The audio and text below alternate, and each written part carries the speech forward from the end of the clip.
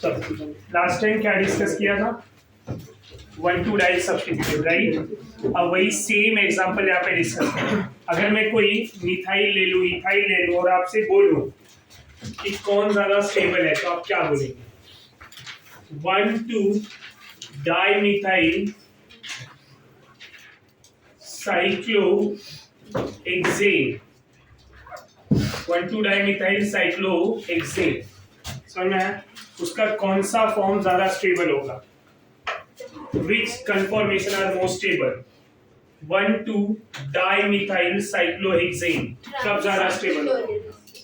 Trans में सभी वो दोनों इक्विटोरियल पे होंगे, समझ में आ रहा है? तो equatorial position are more stable. समझ में आ रहा है या नहीं आ रहा है? ये बात आप लिख सकते हैं, which one is the most stable, तो आप लिखेंगे trans 1,2 dimethyl cyclohexane equatorial, di equatorial are more stable. Structure बना पाएंगे पक्का? नॉर्मली बनाना है, आइसोमर वाला नहीं। आइसोमर कंफर्मेशन ही बनाना है। ये 1,2 डाइमिथाइल हो गया, राइट। अब अगर मैं बात करूं इनके स्टेबल कंफर्मेशन कौन से होंगे?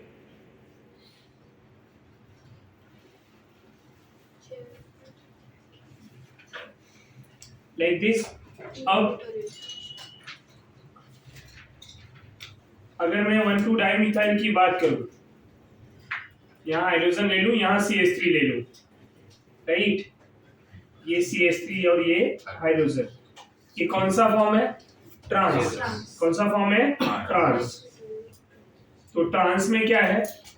डाई इक्विटोरियल आ रहा है, समझ में आ रहा है? तो trans di equatorial are more stable. अगर मैं सिस की बात करूं तो सिस में क्या आएगा? सिस में एक्सियल आने, एक एक्सियल एक इक्विटोरियल आने वाला है, और ट्रांस में क्या आ रहा है? Di equatorial. तो मैं क्या लिख सकता हूँ? Trans form are more stable than cis form. Trans are more stable than cis form, ये लिख सकते हैं या नहीं? 1,2 डाइमिथाइल में कौन सा वाला ज्यादा कंफर्मेशन स्टेबल होगा? तो आप लिखेंगे trans are more stable than cis. पर ये ट्रांस में ना दो स्ट्रक्चर बन सकते हैं। कौन से दो? एक डाई एक्सियल और एक डाई इक्विटोरियल। तो डाई ट्रांस में डाई इक्विटोरियल जो अभी स्ट्रक्चर बना है वो ज्यादा स्टेबल होगा, क्योंकि डाई एक्सियल क्या होगा? Less stable. समझ में आ रहा है या नहीं आ रहा है? तो trans di equatorial form are more stable than cis. समझा? कोई कंफ्यूजन, कोई डाउट है? नेक्स्ट पॉइंट की बात करें। अगर मैं 1,3 ले लूं, अब ये 1,2 समझ गया ना, 1,3 डाइमिथाइल साइक्लोहेक्सेन,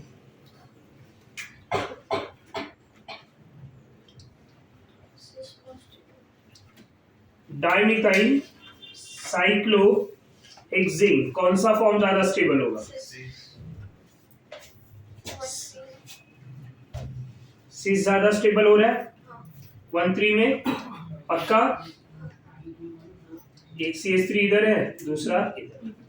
इसके कंफर्मेशन अगर मैं बनाऊं, कंफर्मेशन आइसोमर, तो पहले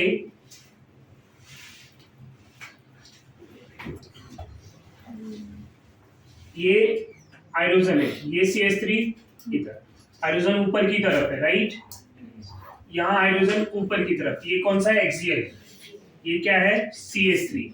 ये दोनों कौन सा कंफर्मेशन है? Cis form. समझ में आ रहा है? सिस में क्या आ रहा है? Di equatorial. सिस में क्या आ रहा है? Di equatorial. सिस में डाई एक्सियल भी आएगा, सिस में डाई इक्विटोरियल भी आ रहा है और डाई एक्सियल भी आ रहा है। ट्रांस में क्या आएगा? ट्रांस भी बनाते हैं जरा। ये सिस फॉर्म डाई इक्विटोरियल वाला बनाया होगा।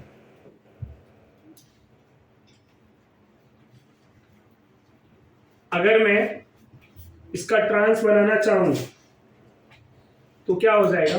एक हाइड्रोजन इधर, CH3 यहाँ पे। अब ये CH3, ये हाइड्रोजन कहाँ? ऊपर की तरफ है ना, और CH3 नीचे की तरफ।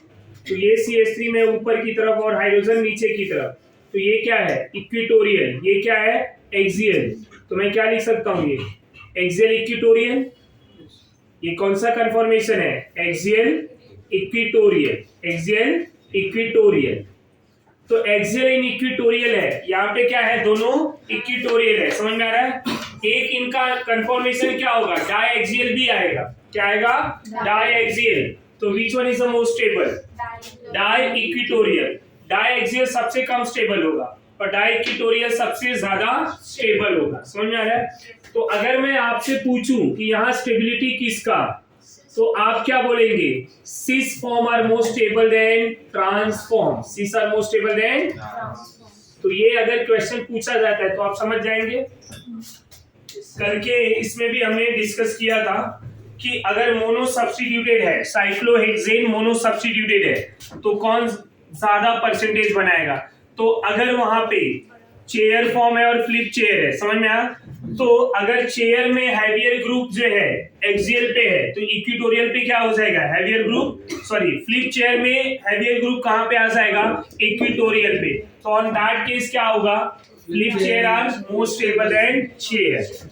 तो इस तरह से आपको ध्यान में रखना है स्टेबिलिटी के केसेस। स्टेबिलिटी पे आपके जेईई में क्वेश्चन पूछे जाते हैं एवरी टाइम जो है, conformation of cyclohexane, conformation of substituted ethane, ये सब क्वेश्चंस पूछे जाएंगे, समझ में आ रहा है। तो यहाँ ये पूरा दोनों लेक्चर आपको अच्छे से रिवाइज करना है। अब कन्फॉर्मेशन अगर समझ में आ गया, तो ये कन्फॉर्मेशन के बाद इतना मोर देन इनफ है आपका। अब कन्फॉर्मेशन के बाद हम जो डिस्कस करेंगे वो हमारा टॉपिक होगा जीओसी, जनरल ऑर्गेनिक केमिस्ट्री। अब जनरल ऑर्गेनिक केमिस्ट्री में सबसे बेसिक पॉइंट की बात करूंगा मैं। अब उस बेसिक पॉइंट में हमारा आएगा पहला टॉपिक, फर्स्ट टॉपिक जो होगा वो होगा types of breaking, types of breaking. अब इसी टाइप्स ऑफ ब्रेकिंग को मैं यहाँ पे लिख दूंगा टाइप्स ऑफ बॉन्ड ब्रेकिंग, क्योंकि मैं यहाँ पे ऑर्गेनिक में बॉन्ड की बात कर रहा हूँ।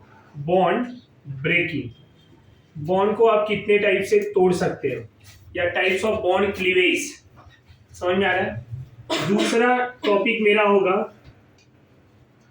Types of solvent, types of solvent, solvent का टाइप क्या होगा। तीसरा जो मैं यहाँ पे डिस्कस करूंगा, जो मेन होगा मेरा,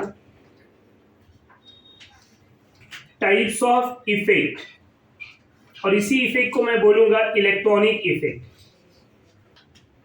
electronic effect, types of electronic effect. Electronic effect का मतलब क्या होता है, इलेक्ट्रॉन के ट्रांसफर से, इलेक्ट्रॉन के ट्रांसफर से जो इफेक्ट क्रिएट होता है उसको क्या बोला जाएगा, electronic effect.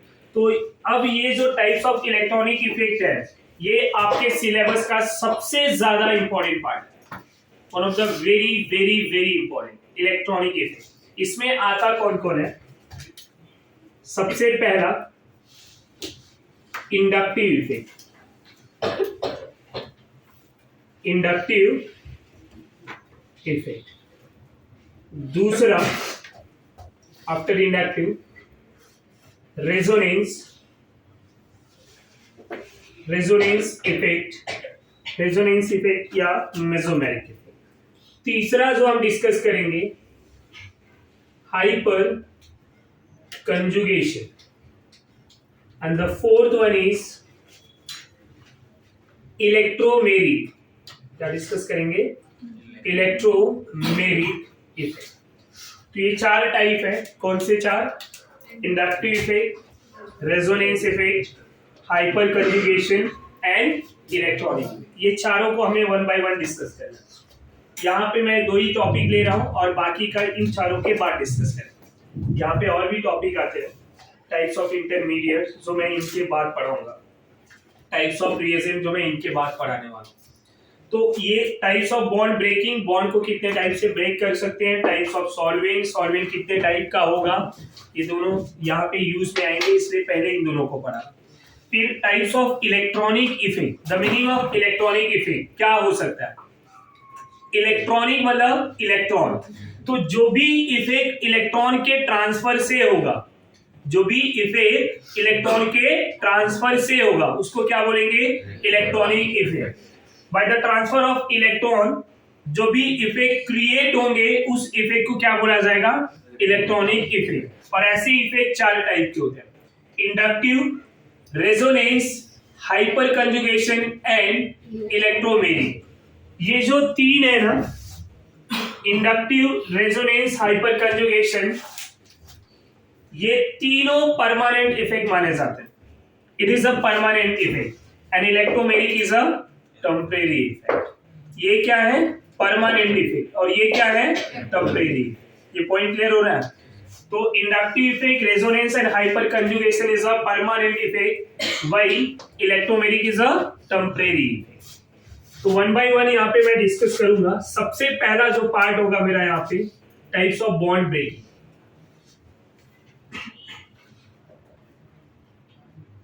Types of bond breaking, bond को तोड़ना है। अब मैं सबसे पहले ये बता दूं स्टूडेंट, हम ऑर्गेनिक कंपाउंड की बात करें, राइट? ऑर्गेनिक कंपाउंड में अगर सपोज मेरा कोई ए और बी एक मॉलिक्यूल है, तो ए और बी के बीच में ऐसे अगर सिंगल बॉन्ड है तो एक बॉन्ड में 2 इलेक्ट्रॉन यूज हुआ रहेगा। अब ये ए और बी बना कैसे रहेगा? कोवेलेंट मॉलिक्यूल है। ऑर्गेनिक कंपाउंड में कौन सा बॉन्ड होता है? हमने स्टार्टिंग में पढ़ा है, कोवेलेंट बॉन्ड। अब ऑर्गेनिक में अगर कोवेलेंट बॉन्ड है तो ये बॉन्ड बना कैसा होगा? By mutual sharing of electron. समझ में आ रहा है? मतलब एक इलेक्ट्रॉन ए दिया रहेगा, दूसरा इलेक्ट्रॉन बी दिया रहेगा, दोनों अपना इलेक्ट्रॉन शेयर करेंगे तो कौन सा बॉन्ड बन जाएगा? कोवेलेंट। ये समझ में आ गया? अब ये कोवेलेंट बॉन्ड बना। अब इसी बॉन्ड को अगर मुझे तोड़ना है, जिस बॉन्ड में 2 इलेक्ट्रॉन है, इसी बॉन्ड को अगर तोड़ना है तो तोड़ने के 2 टेक्निक हो सकते हैं। कैसा? बॉन्ड में 2 इलेक्ट्रॉन, अगर इस बॉन्ड को मैं सिमेट्रिक मैनर में तोड़ दूं, सिमेट्रिक समझता है? Equal transfer of electron, equal transfer of electron होना चाहिए। एक बॉन्ड में 2 इलेक्ट्रॉन है, एक तेरा एक मेरा, एक ए लेके जाए और एक बी लेके जाए, तो वहां पे क्या हो जाएगा? सिमेट्रिक। बट कुछ ऐसे भी रहते हैं ना चालाक। अब ए और बी में जो ज्यादा चालाक होगा, जो भी ज्यादा चालाक होगा, वो क्या करेगा? दोनों इलेक्ट्रॉन लेके चला गया। सपोज बी ज्यादा चालाक है और दोनों इलेक्ट्रॉन बी लेके चला गया, ऐसा भी तो होता है ना। जब बी लेके चला गया तब यहाँ पे क्या हो जाएगा? Unsymmetric breaking. कौन सा ब्रेकिंग हो रहा है? Unsymmetric breaking. तो ए क्या हो जाएगा? ए ने इलेक्ट्रॉन दे दिया, बी ने इलेक्ट्रॉन ले लिया, तो A is a plus, B is a minus. ऐसा मतलब सिंपल सी बात कर लेते हैं। मैं और आप दोनों मिलके कंपनी जो है बनाते हैं, कंपनी में 1 CR का इन्वेस्टमेंट है, राइट? कंपनी रन कर रहा है, but by any reason company को स्टॉप करना है। अब कंपनी में जितना इनिशियल हमने लगाया था उतना फंड अभी भी है। समझ में आ रहा है? मतलब 1 CR अभी भी लिक्विडिटी में है। क्या करना है? अब उस कंपनी को अगर मैं क्लोज कर रहा हूं तो 2 पॉसिबिलिटी होगा। अगर मेरे जैसे ईमानदार रहेंगे तो क्या करेंगे? 50-50 लेके निकल जाएंगे, राइट? और कुछ आप जैसे लोग भी रहेंगे, क्या करेंगे? पूरा का पूरा 1 CR लेके चले गए, तो क्या हो गया? मैंने अपना शेयर दे दिया ना, तो मैं क्या हो गया? प्लस। और आप लेके चले गए तो आप अपना तो लिए, मेरा भी लेके चल दिए। तो यहां भी वही सेम चीजें होंगी, सेम टू सेम। मॉलिक्यूल में भी सेम होता है। ए और बी 2 एटम है, दोनों ने बॉन्ड बनाया, जब इक्वली ट्रांसफर ऑफ इलेक्ट्रॉन हुआ, एक इलेक्ट्रॉन ए लेके जाए और एक इलेक्ट्रॉन बी, तो इसको बोलेंगे सिमेट्रिक ब्रेकिंग। कौन सा ब्रेकिंग? सिमेट्रिक। और जब दोनों इलेक्ट्रॉन बी लेके चला गया तो अनसिमेट्रिक ब्रेकिंग। समझ में आ रहा है आपको? तो इसी को समझ लेते हैं पहले। तो अगर ये सिमेट्रिक और अनसिमेट्रिक मतलब ब्रेकिंग समझ में आ गया तो यहाँ पे आप डिस्कस करते हैं। Breaking are 2 type. How many type? 2 type. कौन से 2? Symmetric and asymmetric. और सिमेट्रिक को हम बोलेंगे होमोलिटिक ब्रेकिंग। कौन सा breaking? Homolytic. The meaning of homolytic, homo means same, मतलब सिमेट्री। क्या बात हो रही है? सिमेट्री। अब ये बॉन्ड कैसा टूटेगा? सिमेट्रिक मैनर में। और जब सिमेट्रिक मैनर में टूटेगा तो transfer of 1 electron, transfer of 1 electron, एक एक इलेक्ट्रॉन दोनों एटम लेके चले जाएंगे। मैं यहाँ पे मॉलिक्यूल कंसीडर कर ले रहा हूं ए और बी। ये बॉन्ड को तोड़ना है, आपके माइंड में ए और बी चलना चाहिए। समझ में आ रहा है? इस बॉन्ड को तोड़ेंगे अगर सिमेट्रिक मैनर में तो एक इलेक्ट्रॉन ए और एक इलेक्ट्रॉन बी लेके सारा। Right everyone? अब ट्रांसफर ऑफ 1 इलेक्ट्रॉन, एक एक इलेक्ट्रॉन ट्रांसफर कर दिया। समझ में आ रहा है? और जब एक एक इलेक्ट्रॉन ट्रांसफर करेंगे तो यहां क्या बनेगा? ए रेडिकल बी रेडिकल ना, तो मैं यहां लिखूंगा फॉर्मेशन ऑफ फ्री रेडिकल। क्या बनेगा? Free radical. क्या बनेगा? Free radical. ये समझ में आ रहा है? जब एक एक इलेक्ट्रॉन दिया तो यहां क्या फॉर्म हुआ? Free radical. अब फ्री रेडिकल बना तो ये फ्री रेडिकल बनेगा कैसे? अब सवाल ये उठता है कि ये जो बॉन्ड ब्रेक हो रहा है, ये जो बॉन्ड ब्रेक हो रहा है कौन से कंडीशन में सिमेट्रिक टूटेगा? कुछ तो कंडीशन होगा ना, ऐसे बॉन्ड टूट जाएगा नहीं। कंपनी बंद होगी तो कुछ तो रीजन होगा। दो के बीच में कंपनी अच्छा रन कर रहा है और अचानक सडन जो है हम कंपनी को बंद करने का अनाउंस करें तो कुछ तो रीजन होगा ना। तो रीजन क्या है? दैट मीन्स ये सिमेट्रिक बॉन्ड ब्रेकिंग का रीजन क्या है? What is the reason? कौन सा रीजन होगा कि जब ये सिमेट्रिक टूटेगा? सिमेट्रिक टूटने का रीजन, तो रीजन यहां पे क्या है? पहला, non polar solvent. Non polar solvent क्या हो जाएगा? Non polar solvent. एंड और भी रीजन है, और मैं यहां पे बोल सकता हूं हेल्पर। Helper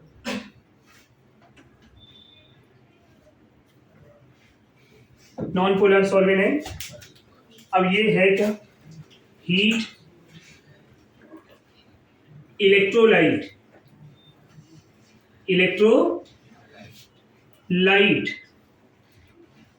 peroxide,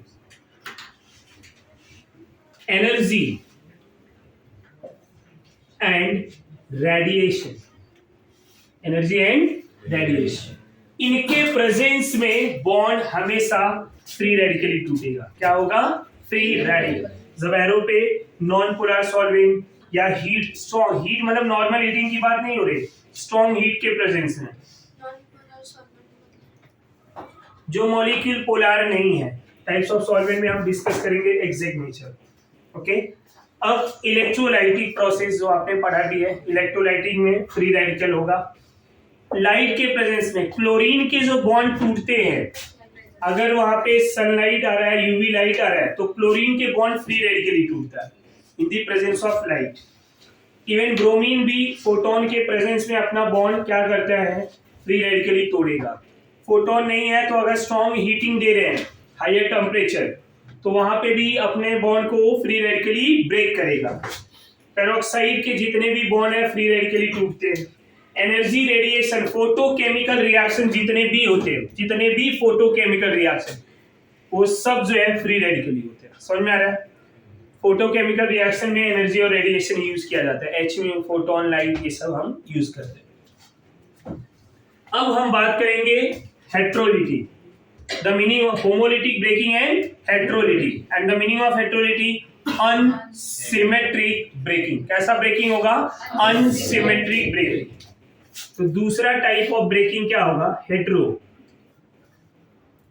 heterolytic. अब हेट्रोलिटिक मतलब hetero means different, hetero means different. अब क्या होगा?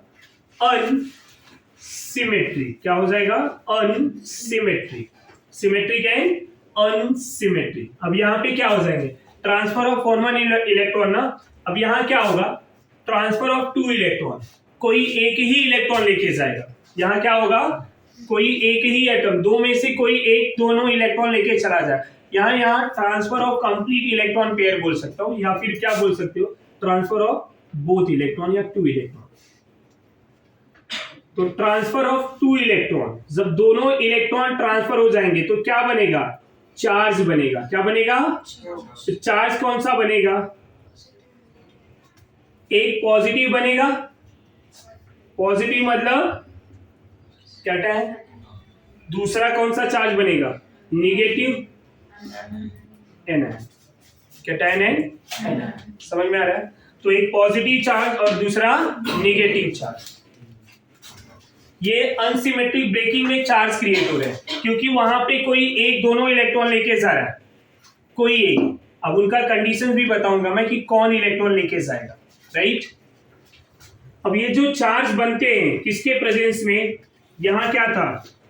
Non polar. यहां क्या हो जाएगा? Polar solvent. तो पोलर सॉल्वेंट के प्रेजेंस में, पोलर सॉल्वेंट के प्रेजेंस में बॉन्ड कैसा ब्रेक होगा? अनसिमेट्रिक। नॉन पोलर के प्रेजेंस में सिमेट्रिक। ये पॉइंट क्लियर हो रहा है? इतना गो थ्रू करेंगे।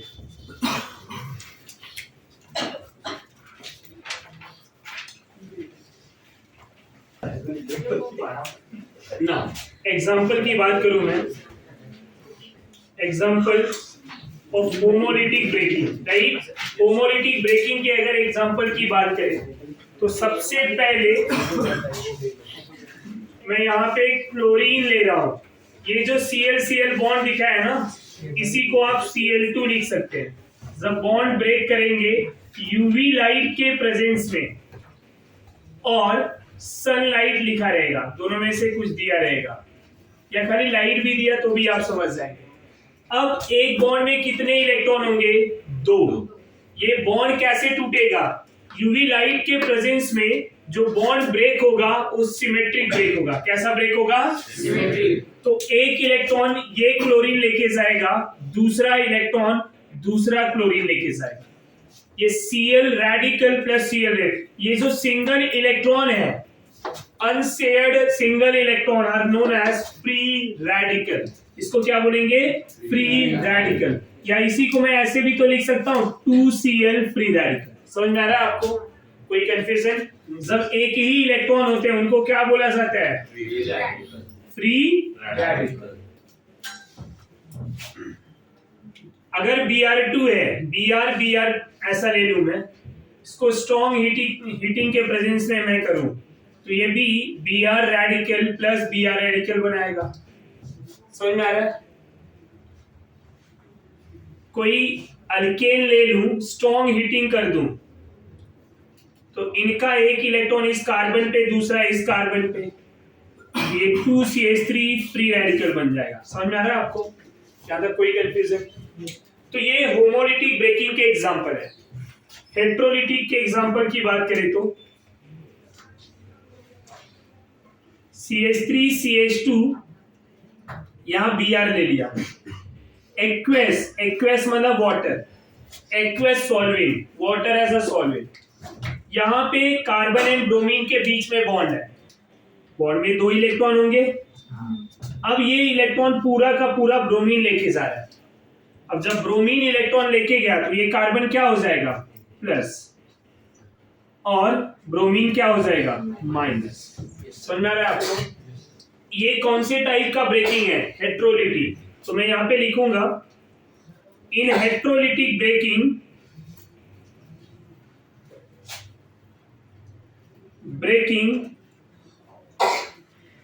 Transfer of electron towards more electronegative, अब सबसे ज्यादा जो इलेक्ट्रोनेगेटिव होगा उसके पास इलेक्ट्रॉन जाएगा। कार्बन एंड ब्रोमीन में कौन ज्यादा नेगेटिव है? ब्रोमीन। तो इलेक्ट्रॉन कौन लेके गया? ब्रोमीन। कार्बन ने क्या किया? इलेक्ट्रॉन डोनेट किया और ब्रोमीन ने इलेक्ट्रॉन गेन कर लिया। तो अब जैसे आपके माइंड में एक क्वेश्चन आएगा कि अब हेट्रोलिटिक में कौन माइनस बनाएगा, कौन प्लस बनाएगा? तो इसका प्रॉब्लम यहां से सॉल्व हो गया। जो ज्यादा नेगेटिव इलेक्ट्रॉन लेके जाएगा, जो कम नेगेटिव इलेक्ट्रॉन डोनेट कर देगा। अब अगर इलेक्ट्रोनेगेटिविटी की बात करूं मैं, इलेक्ट्रोनेगेटिव एलिमेंट सबसे ज्यादा फ्लोरीन, ऑक्सीजन, नाइट्रोजन, क्लोरीन, ये पढ़ाया भी है। इलेक्ट्रोनेगेटिविटी फोन कॉल, समझ में आ रहा है? Fluorine, oxygen, nitrogen, chlorine. These elements are more electronegative, where fluorine is one of the most electronegative. Oxygen is second most electronegative, nitrogen third, fluorine fourth. ये समझा? ये फर्स्ट एग्जांपल था हमारा हेटेरोलाइटिक का। सेकेंड ले लूं मैं, कोई क्लोरीन ले लूं या कोई OH ग्रुप ले लूं, एक्वेस मीडियम है। कौन सा मीडियम है? Aqueous, as a water. तो यहाँ पे क्या हो जाएगा, ये बॉन्ड का इलेक्ट्रॉन ये ऑक्सीजन लेके जाएगा, तो होगा क्या student? Once again CH3CH2++ OH-। अब ये सब चीजें जो हो रही है, ये आपको दिखने को कहाँ मिलेगा? जब आप कोई रिएक्शंस की बात करेंगे, केमिकल रिएक्शंस में ये सब फंडामेंटल कॉन्सेप्ट दिखने को मिलेंगे कि बॉन्ड टूट रहा है, कैसा टूट रहा है, पूरा इलेक्ट्रॉन लेके जा रहा है या इक्वली टूट रहा है। Getting my point? कंडीशंस क्या है, वो सब पे ध्यान दें। अब ये अगर समझा तो दूसरा टॉपिक हमारा जो था वो है types of solvent. Types of, अब सॉल्वेंट की बात की जाए अगर, तो सॉल्वेंट कितने टाइप के होते हैं?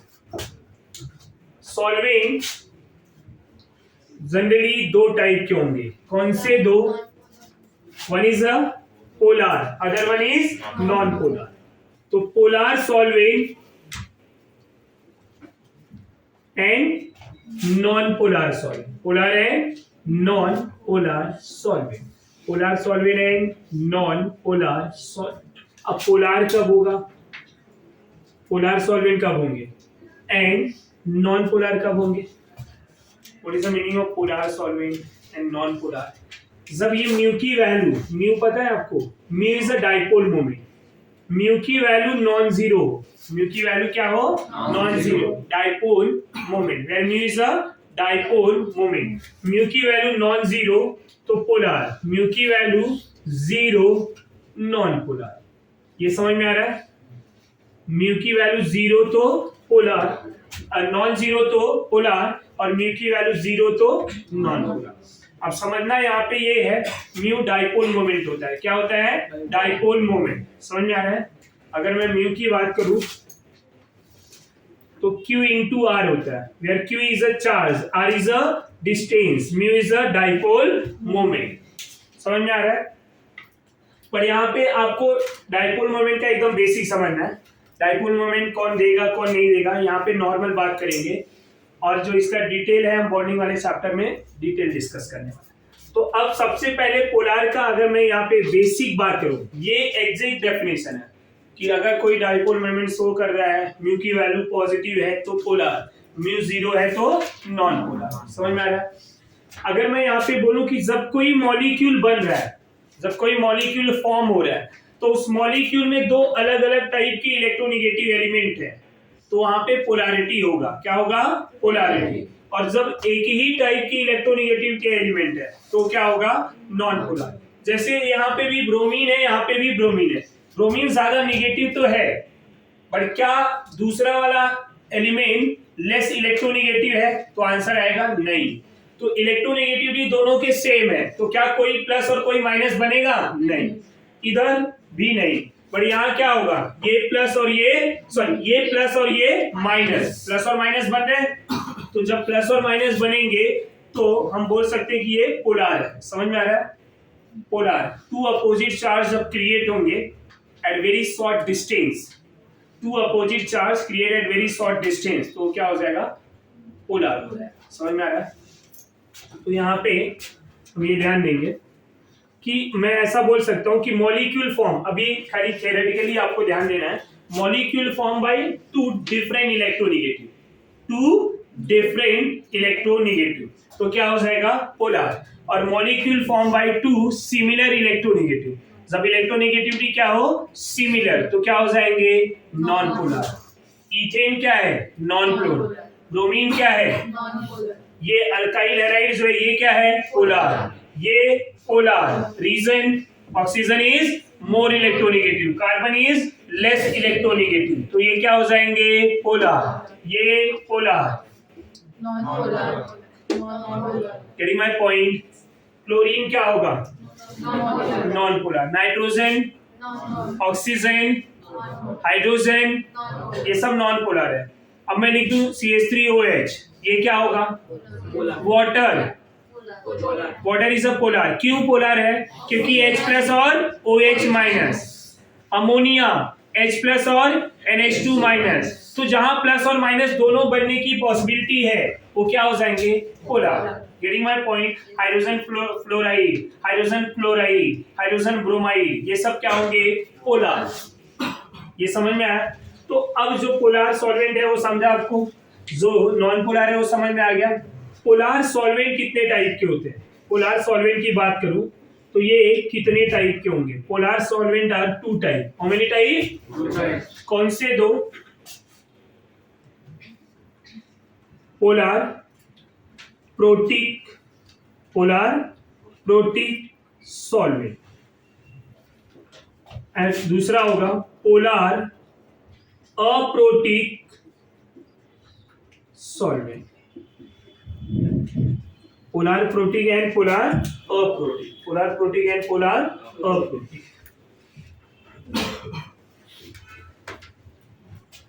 इसको मैं बोल सकता हूं PPS। इसको क्या बोलूंगा?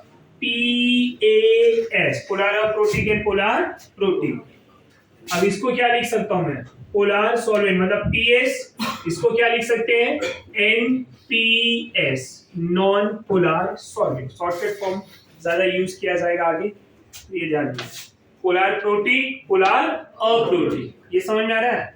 What is the meaning of polar protic? Polar with H plus donor. Protic, protic मतलब प्रोटॉन, प्रोटिक मतलब अप्रोटिक, जिसमें प्रोटॉन नहीं है। समझ में आ रहा है? तो मैं यहां क्या लिख सकता हूं? Polar with H plus donor, polar with H plus मतलब प्रोटॉन ना, तो H प्लस डोनर, जो प्रोटॉन डोनर होंगे वो क्या होगा? प्रोटिक। और polar but do not produces H plus ion. समझ में आ रहा है? तो जो H प्लस आयन डोनेट ना करे वो क्या हो जाएंगे? अप्रोटिक। जो H प्लस आयन डोनेट करे वो प्रोटिक।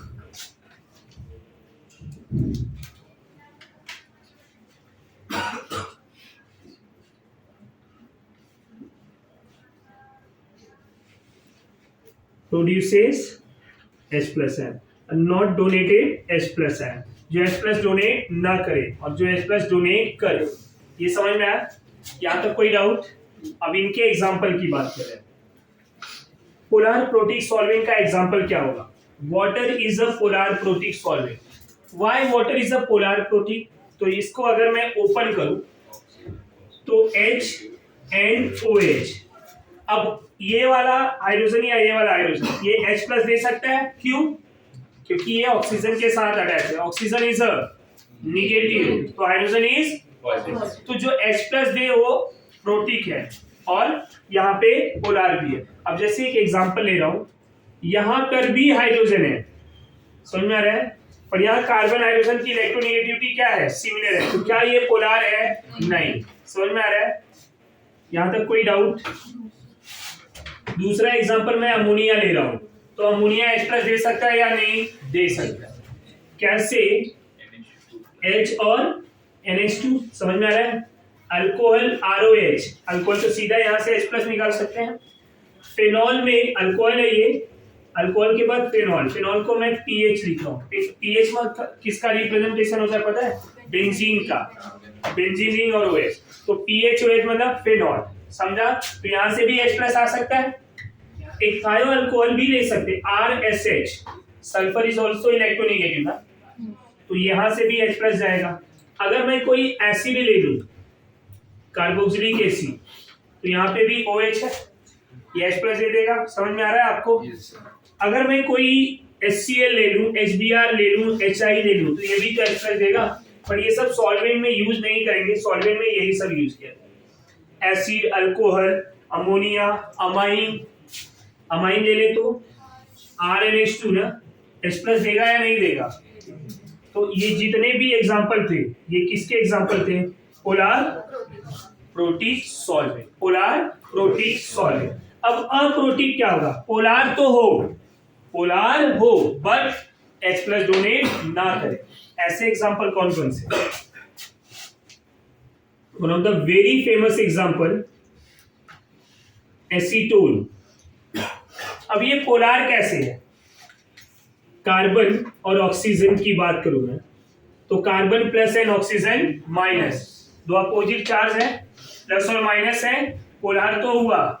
बट क्या यहाँ कोई H प्लस है? नहीं। क्या ये हाइड्रोजन देगा? नहीं। क्या ये प्रोटिक होगा? नहीं। ये कौन सा है? अप्रोटिक। समझ में आ रहा है? तो it is a acetone and acetone is a polar aprotic. कौन सा होगा ये? अप्रोटिक। समझ में आ रहा है या नहीं? दूसरा एग्जांपल,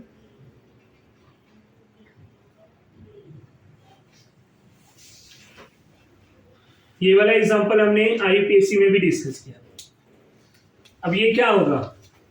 शॉर्टकट अगर मैं लिखूं DMF, what is DMF? Dimethyl. Common name लिखे तो फॉर्मामाइड, डाइमिथाइल। समझ में आ रहा है या नहीं आ रहा है? हमने पढ़ा था ना, फॉर्म एसिड प्रोपियोन ब्यूटर वैलन कैप्रो, एक कार्बन प्लेट फॉर्म ना, ये अमाइड है, NN डाइमिथाइल फॉर्मामाइड। समझ में आ रहा है? दूसरा क्या हो जाएगा?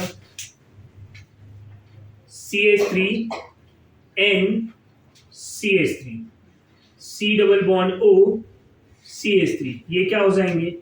Dimethyl acetamide, DMA, dimethyl acetamide. ये समझ में आ रहा है? Dimethyl formamide, dimethyl acetamide. यहाँ तक कोई डाउट? एक और एग्जांपल है, ये भी डाइमिथाइल ही है। इसको हम क्या लिख सकते हैं? Sulpho oxide. क्या लिख सकते हैं? बट कौन सा? Dimethyl sulpho oxide. इनका फुल फॉर्म याद रखना, DMSO dimethyl sulpho oxide, DMA dimethyl acetamide, DMF dimethyl formamide, और ये क्या है? एसीटोन। ये जितने भी एग्जांपल है, ये एग्जांपल क्या है? Polar aprotic, polar aprotic, polar protic and polar aprotic. Non polar के एग्जांपल क्या होंगे? नॉन पोलार क्या होते हैं? याद आया? जिनकी इलेक्ट्रोनेगेटिविटी क्या हो? सेम। अब ऐसे एग्जांपल मैं यहाँ पे डिस्कस करूंगा। Carbon tetrachloride CCl4, carbon tetrachloride, CHCl3 chloroform, CH2Cl2 dichloromethane. CH2Cl2 को क्या बोलेंगे? Dichloromethane. Carbon disulphide CH2, carbon disulphide. समझ में आ रहा है? CH2 is a non polar, carbon disulphide. और क्या ले सकते हैं हम? Benzene, benzene is non polar. Toluene, toluene is a non polar. N hexane, n hexane is also non polar. तो ये सब एग्जांपल किसके हैं? Non polar. किसके एग्जांपल हैं? Non polar. ये सब भी सॉल्वेंट यूज किए जाते हैं। ये सब क्या है? As a solvent. यहाँ तक कोई कंफ्यूजन है? तो all this element are use as a solvent. ये सब हम क्या यूज करेंगे? एज अ सॉल्वेंट की बात करेंगे। यहाँ तक कोई डाउट है? कोई भी कंफ्यूजन है तो आप बोल सकते हैं। नेक्स्ट पॉइंट पे आएंगे हम लोग। इसके बाद जो डिस्कशन होगा हमारा स्टूडेंट, टाइप्स ऑफ इफेक्ट। अब टाइप्स ऑफ इफेक्ट में हमने इलेक्ट्रॉनिक इफेक्ट डिस्कस किया था, right? What is the meaning of electronic effect? The effect created due to transfer of electron. Electron के ट्रांसफर की वजह से जो इफेक्ट क्रिएट होता है उसको क्या बोलेंगे? Electronic effect. समझ में आ रहा है? अब यहाँ पे मैं सबसे पहला जो टॉपिक डिस्कस करूंगा होगा हमारा इंडक्टिव इफेक्ट। क्या होगा?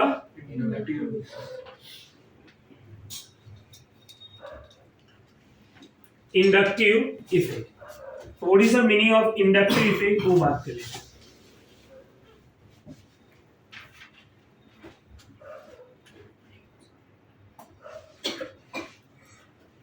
यहाँ ऐसा कोई कंपाउंड ले लिया, राइट।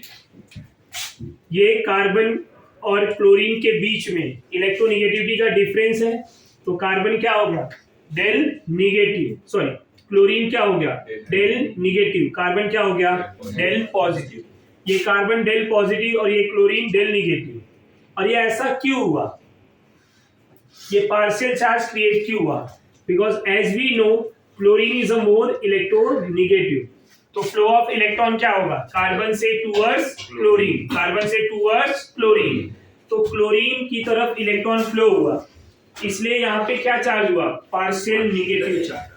आप कभी भी ना ऐसा Cl माइनस पूरी तरह से नहीं लिखेंगे, कंप्लीट निगेटिव चार्ज कब आएगा पता है, जैसे कि HCl ले लूं, यहाँ पे बॉन्ड का इलेक्ट्रॉन है, अब ये बॉन्ड का इलेक्ट्रॉन तोड़ दूं तो ये H प्लस और Cl माइनस बचेगा, कंप्लीट निगेटिव चार्ज इसलिए आया।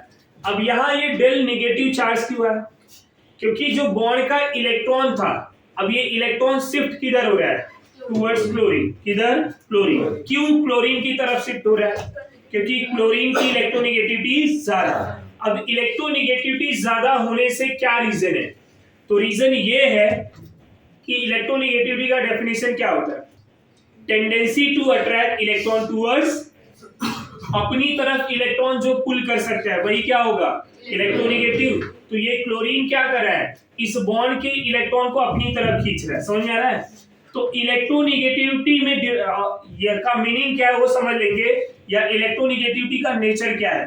आगे जाके आपको एक टॉपिक आएगा, electronegativity and electron gain enthalpy, दोनों में इलेक्ट्रॉन का ही मीनिंग है, बट इलेक्ट्रोनिगेटिविटी जो होते हैं वो बॉन्ड के इलेक्ट्रॉन अपनी तरफ पुल कर रहे हैं, समझ में आया। तो ये जो कोवेलेंट बॉन्ड है, इस बॉन्ड का जो इलेक्ट्रॉन है क्लोरीन अपनी तरफ खींच रहा है, मतलब ये क्लोरीन ज्यादा इलेक्ट्रोनिगेटिव, समझ में आया। तो ऐसे केसेस में क्लोरीन के ऊपर क्या आएगा, डेल निगेटिव चार्ज, और कार्बन के ऊपर डेल पॉजिटिव चार्ज। अब ये कार्बन पॉजिटिव है, ये कार्बन पे भी कौन सा चार्ज आएगा, पॉजिटिव, पर ये मैं लिखूंगा डेल 1 पॉजिटिव। क्या दोनों कार्बन सेम है, नहीं, इधर क्या लिखूं, डेल 2 पॉजिटिव, समझ में आ रहा है। सबको नेम दे दिया, डेल, डेल 1, डेल 2, यहां तक कोई कंफ्यूजन है। अब ये जो पॉजिटिव चार्ज क्लोरीन की वजह से क्रिएट हुआ है, तो यहां इस कार्बन पे डेल पॉजिटिव है, यहां डेल 1, यहां डेल 2। मैं आपसे पूछूं तीनों में सबसे ज्यादा पॉजिटिव नेचर कहां पे होगा, डेल पे, जो डेल है, क्यों, क्योंकि ये निगेटिव वाला इससे डायरेक्टली अटैच है। फिर उसके बाद डेल 1, फिर डेल 2। मतलब ये क्या बता रहा है, ये जो इफेक्ट हो रहा है ये डिस्टेंस डोमिनेटिंग इफेक्ट है, डिस्टेंस के ऊपर डिपेंड कर रहा है, जैसे जैसे डिस्टेंस दूर होता जा रहा है ये इफेक्ट क्या होगा, कम होता जाएगा, समझ में आ रहा है। तो ये डिस्टेंस डोमिनेटिंग इफेक्ट है, कौन सा, inductive. Inductive effect is a distance dominating effect, ये पॉइंट क्लियर हुआ। आफ्टर 3 कार्बन के बाद ये इफेक्ट क्या हो जाएगा, नेग्लिजिबल, नील हो जाएगा, समझ में आया। अब दूसरी पॉइंट ये कि ये जो इंडक्टिव इफेक्ट है कहां पे होगा, जहां पे ऐसा चार्ज बनने के पॉसिबिलिटी होगी। अब ऐसे टाइप के चार्ज कहां पे बनते, पोलर मॉलिक्यूल में, डेल प्लस और डेल माइनस कहां बनेगा, जहां इलेक्ट्रोनिगेटिविटी डिफरेंट ना, इलेक्ट्रोनिगेटिव डिफरेंट मतलब पोलर मॉलिक्यूल, पोलर सिस्टम, समझ में आ रहा है मेरा बात। तो इंडक्टिव इफेक्ट कहां पे होंगे, पोलर मॉलिक्यूल में, कौन से मॉलिक्यूल में, पोलर मॉलिक्यूल, ये पॉइंट क्लियर हो रहा है। तो इंडक्टिव इफेक्ट कहां पे क्रिएट होगा, जो मॉलिक्यूल पोलर होगा। अब इन्हीं के डेफिनेशंस की मैं बात करूं,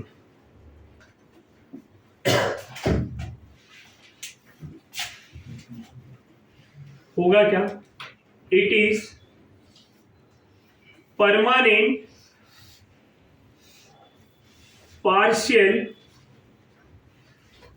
transfer of electron, permanent partial transfer of electron, ये एक permanent partial transfer of electron है, क्या है, permanent partial transfer of electron. तो it is permanent partial transfer of electron, यहां तक कोई कंफ्यूजन, ये एक परमानेंट इफेक्ट है, as I told you inductive resonance hyperconjugation is a permanent. यहां होता क्या है, इलेक्ट्रॉन का ट्रांसफर, बट कैसा, पार्शियल ट्रांसफर ऑफ इट। क्या बॉन्ड का पूरा इलेक्ट्रॉन ट्रांसफर हुआ है, नहीं, कौन सा हुआ है, पार्शियल। समझ में आ रहा है? तो it is a permanent partial transfer of electron. तो what is the inductive effect, inductive effect is a permanent partial transfer of electron. ये पॉइंट क्लियर हुआ ना। कुछ पॉइंट्स है जो हमें यहाँ पे ध्यान में रखना, point two remember for inductive effect. कौन कौन सा पॉइंट हमें पता होना चाहिए। सबसे पहला पॉइंट, इंडक्टिव इफेक्ट कहां पे क्रिएट होगा, कहां पे ये इफेक्ट देखने को मिलेंगे। तो it arises in polar system, polar system only. जो भी मॉलिक्यूल पोलर सिस्टम का होगा वहीं पे इंडक्टिव इफेक्ट दिखने को मिलेगा। दूसरा point, partial transfer of electron. Inductive effect में क्या होगा, partial transfer of electron from less electronegative to more electronegative. समझ में आ रहा है? अब इलेक्ट्रॉन का ट्रांसफर कैसा होगा, अगर कोई इलेक्ट्रोनेगेटिव ये कम वाला है तो ये मोर इलेक्ट्रोनेगेटिव की तरफ जाएगा। समझ में आ रहा है? इस तरह से इलेक्ट्रोनेगेटिव का ये ट्रांसफर होगा, transfer of electron from less electronegative to more electronegative, या flow of electron, the flow of electron from less to more. ये पॉइंट समझ में आ रहा है? इंडक्टिव इफेक्ट और कहां पे होंगे, जो भी सिग्मा बॉन्ड का सिस्टम होगा, it arises only in a sigma bond system या सिग्मा बॉन्डेड। पाई बॉन्ड अगर है तो पाई बॉन्ड में हमारा इंडक्टिव इफेक्ट नहीं होगा। समझ में आ रहा है? हम किसकी बात करेंगे, partial negative partial positive charge में हम किसकी बात करेंगे, सिग्मा।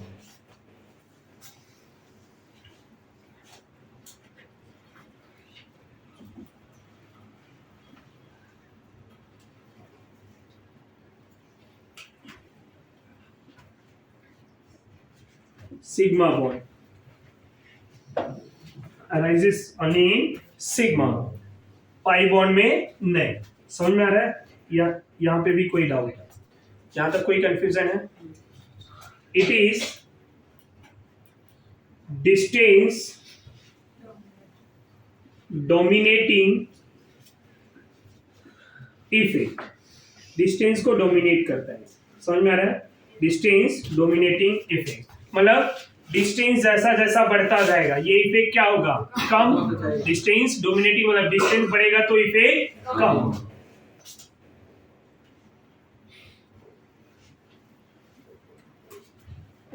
आफ्टर 3 कार्बन इफेक्ट या इंडक्टिव इफेक्ट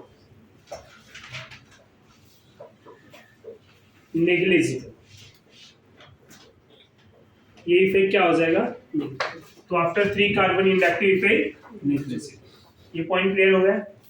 यहां तक कोई doubt? Inductive effect are 2 type. How many type? कौन से 2 टाइप के होंगे? One is a plus sign. The meaning of plus sign, electron plus कब आएगा, जब कोई इलेक्ट्रॉन डोनेट करेगा। तो electron donating group, electron donating group, इसको मैं बोलूंगा EDG। और दूसरा क्या होगा, माइनस I, क्या बोलेंगे, electron withdrawing group, electron withdrawing group, जो क्या हो जाएगा EWG। इलेक्ट्रॉन डोनेटिंग को डोनेट करना या रिलीज करना इलेक्ट्रॉन रिलीजिंग ग्रुप भी बोलते हैं। इलेक्ट्रॉन डोनेटिंग ग्रुप और इलेक्ट्रॉन रिलीजिंग ग्रुप, तो EDG और ERG both are same. Electron withdrawing, जो इलेक्ट्रॉन विड्रॉ करे, जो डोनेट कर रहा है वो प्लस साइन, जो विड्रॉ कर रहा है वो माइनस साइन। तो आई इफेक्ट कितने टाइप के होते हैं? दो। कौन से दो? प्लस आई और माइनस आई। समझ में आ रहा है? कोई confusion? Let's go through once.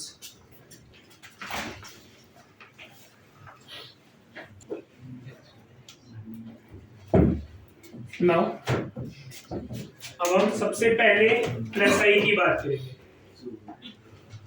Plus आई क्या होता है? Electron donating group. अब उसको शॉर्टकट में मैं लिखना चाहूं तो ईडीजी लिख सकता हूं, आया ना? इलेक्ट्रॉन डोनेटिंग ग्रुप मतलब ईडीजी। आई इफेक्ट कितने टाइप के होते हैं? दो। एक आई ऐसा जो इलेक्ट्रॉन डोनेट करेगा, दूसरा आई ऐसा जो इलेक्ट्रॉन विथड्रॉ करेगा। जो डोनेट करेगा वो प्लस आई, जो विथड्रॉ करेगा वो माइनस। तो जो सिस्टम को इलेक्ट्रॉन देगा प्लस आई, जो सिस्टम से इलेक्ट्रॉन विथड्रॉ करेगा माइनस आई। समझ में आ रहा है? अब होगा क्या? आई प्लस आई के नेचर क्या क्या है, मतलब प्लस आई समझ गया। अब प्लस आई कौन कौन से ग्रुप हैं, कौन सा ग्रुप ऐसा है जो इलेक्ट्रॉन डोनेट करेगा और कौन से ग्रुप ऐसे जो इलेक्ट्रॉन विथड्रॉ करेगा, ये ग्रुप को ही समझना है और ग्रुप के ऑर्डर को हमें ध्यान में रखना है, प्लस आई और माइनस आई। तो सबसे पहले मैं यहां पे लिखूंगा कि कंप्लीट निगेटिव चार्ज अगर है, complete negative charge, complete negative charge better plus I. Negative generally क्या करता है?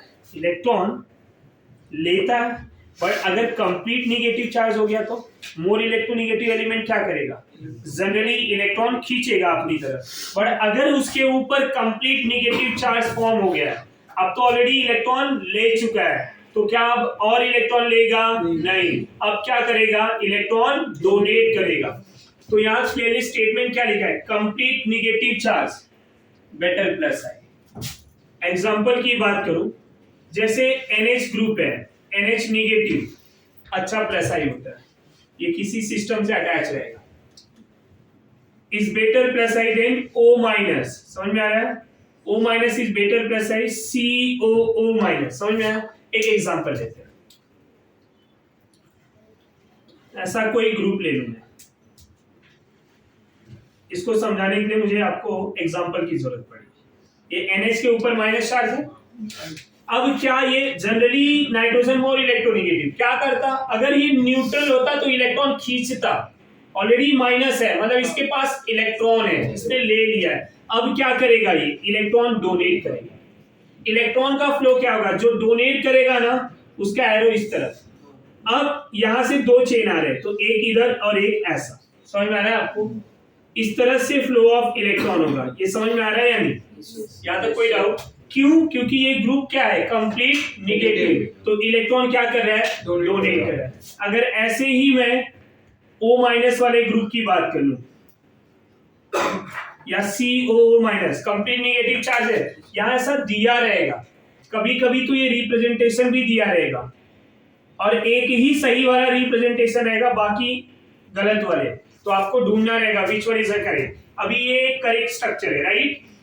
किसी ऐसे चार ऑप्शन दिए रहेंगे, उसमें ये बोलेगा विच one is the correct representation of I effect. तो अब ये O माइनस है, इलेक्ट्रॉन डोनेट कर रहा है, तो होगा क्या? यहां से इलेक्ट्रॉन आया, राइट? इधर आया, फिर इधर, ये इधर, इधर। होगा क्या? अगर दो तीन ऑप्शन में ये एरो का डायरेक्शन उल्टा कर देगा। अब उल्टा कर दिया तो क्या वो स्ट्रक्चर करेक्ट है? नहीं। तो आपको स्ट्रक्चर का रिप्रेजेंटेशन भी देखना है, क्या वो करेक्ट रिप्रेजेंटेशन है या नहीं। Getting my point? तो ये निगेटिव, कंप्लीट निगेटिव चार्ज क्या होंगे? बेटर प्लस आई। Point number 2,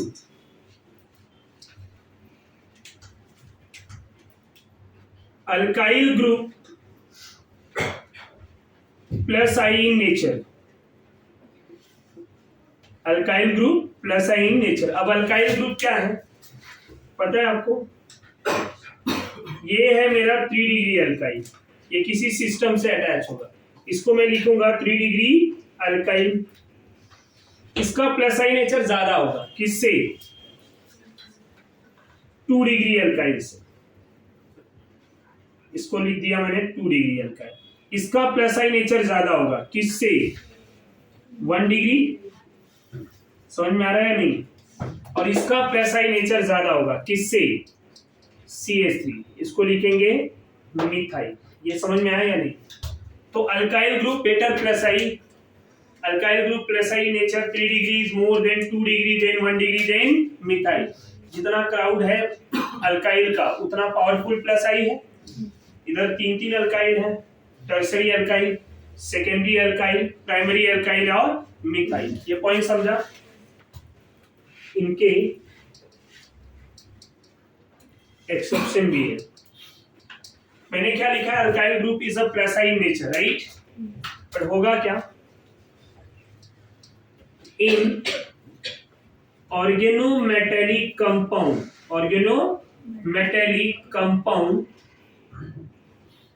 alkyl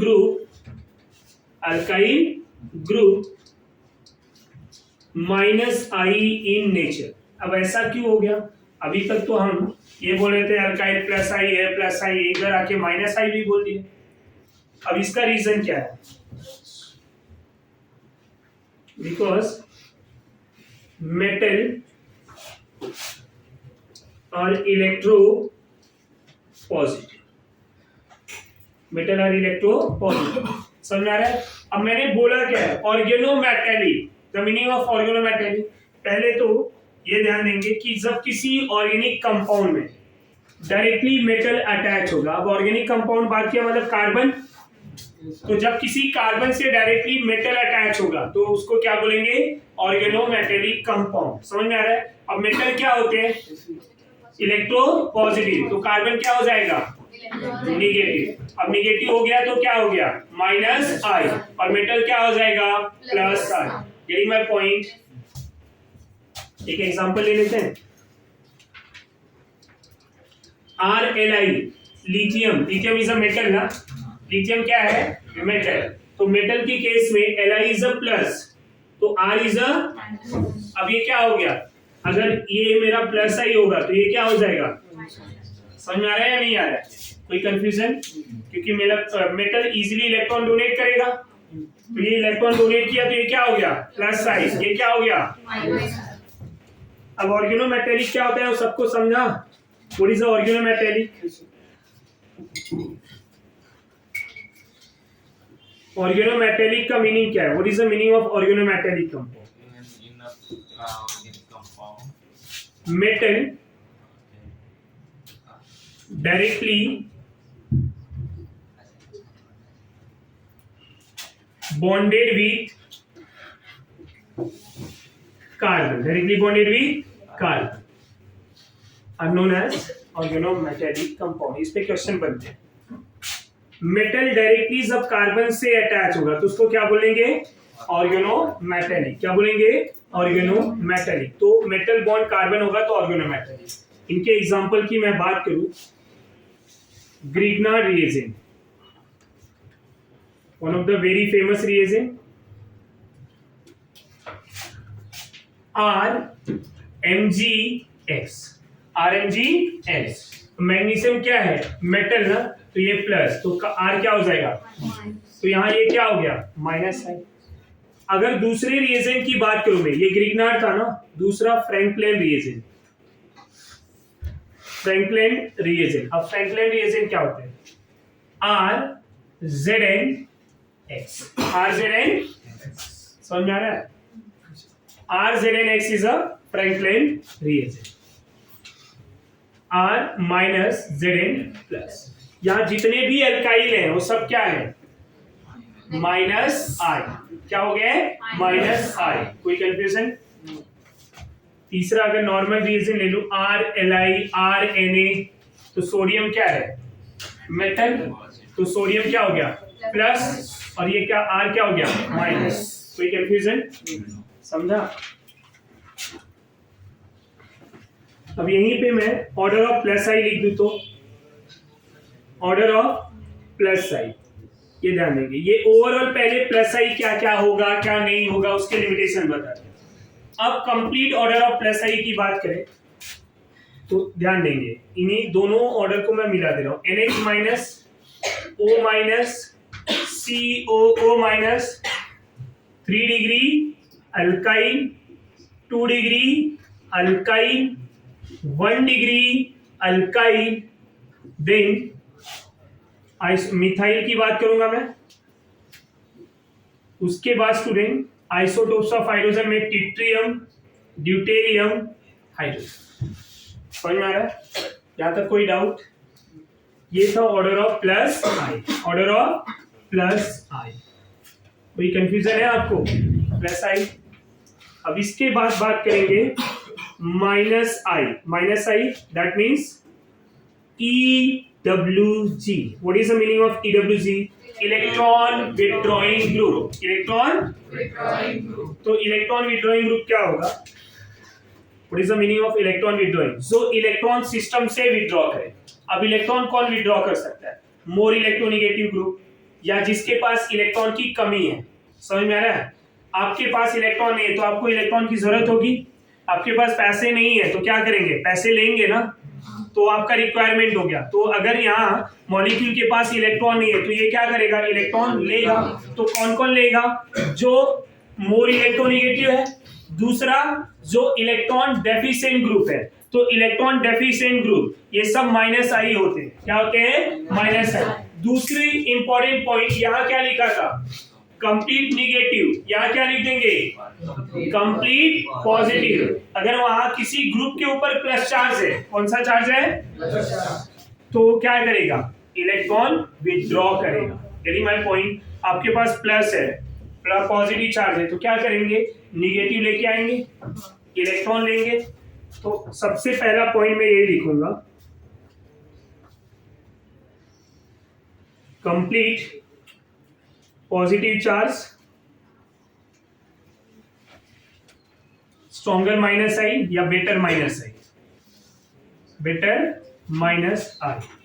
example NF3, NH3, NO2, ये सब ग्रुप। अब आप सोच रहे होंगे NF3 तो ये न्यूट्रल है। अब ये 3 मॉलिक्यूल NF3 है ना, चौथा जो बॉन्ड बनाएगा वो क्या हो जाएगा? चौथा बॉन्ड बनाते ही ये क्या हो जाएंगे? Plus charge. इनके ऊपर प्लस चार्ज आए तो ये क्या करेंगे? इलेक्ट्रॉन आसानी से लेंगे। दूसरा point, electron deficient group, electron deficient group minus I in nature. जितने भी इलेक्ट्रॉन डेफिशिएंट है, जिनके पास इलेक्ट्रॉन की कमी है, वो सब क्या होंगे? माइनस आई। अब ऐसे एग्जांपल की बात करूं मैं तो SO3H होगा, फिर मेरा कार्बोनिल होंगे, कार्बोनिल में एल्डिहाइड, एल्डिहाइड के बाद कीटोन, ऐसे सब आ जाएंगे। समझ में आ रहा है? ये कार्बोनिल। तीसरा पॉइंट जो होगा more electronegative, more electronegative element, stronger minus I, stronger minus I, जो ज्यादा इलेक्ट्रोनेगेटिव है। अब इनमें एग्जांपल की बात करें, fluorine is a more electronegative compare to chlorine, तो फ्लोरीन का माइनस आई ज्यादा। किससे? फ्लोरीन से। फिर chlorine is more electronegative bromine, तो क्लोरीन का माइनस आई ज्यादा। किससे? ब्रोमीन। Then iodine. ये ऑर्डर समझ में आ रहा है? ये 3 ऑर्डर बना दिए। अब मैं ओवरऑल ऑर्डर की बात करूंगा, ओवरऑल ऑर्डर ऑफ माइनस आई। सबको मिक्स कर देंगे, कुछ 1-2 एक्स्ट्रा भी आएगा। तो ऑर्डर ऑफ माइनस आई क्या होगा? ऑर्डर ऑफ माइनस आई, ये ऑर्डर ध्यान में रखना है। प्लस आई के ऑर्डर से ज्यादा इंपॉर्टेंट माइनस आई। नो डाउट ये भी बहुत इंपॉर्टेंट है, पर इसको ध्यान में रखना। NF3, NH3, NO2, cyanide, SO3H, carbonyl. समझ में आ रहा है? कार्बोनिल के बाद फ्लोरीन, फ्लोरीन के बाद क्लोरीन, क्लोरीन के बाद ब्रोमीन, ब्रोमीन के बाद आयोडीन, इसके बाद OH, OH के बाद NH2, NH2 के बाद फिनाइल। क्या आ जाएगा? फिनाइल। और फिनाइल के बाद में हाइड्रोजन की बात। ये जो पूरा ग्रुप है ये किसका ऑर्डर है? माइनस आई। समझ में आ रहा है आपको? ये NF3, NH3, NO2 complete positive charge वाले, स्ट्रॉन्गर माइनस आई। फिर ज्यादा इलेक्ट्रॉन डेफिशिएंट वाले, फिर मोर इलेक्ट्रोनिगेटिव वाले, समझ में आया? फिर ये ग्रुप अगर OH और H2 ये सब अटैच होंगे तब, राइट? देन फिनाइल है ना, फिनाइल मतलब बेंजीन का सब्स्टिट्यूट, तो माइनस आई शो करेगा। तो ये पूरा ऑर्डर है किसका? माइनस आई का। तो ऑर्डर ऑफ प्लस आई और माइनस आई हम यहाँ पे डिस्कस कर लिए हैं। तो यहाँ तक हम ये डिस्कस कर रहे हैं। इसके बाद इनके एप्लीकेशन की बात करेंगे नेक्स्ट लेक्चर में, application of I effect, I effect का एप्लीकेशन। So that's all.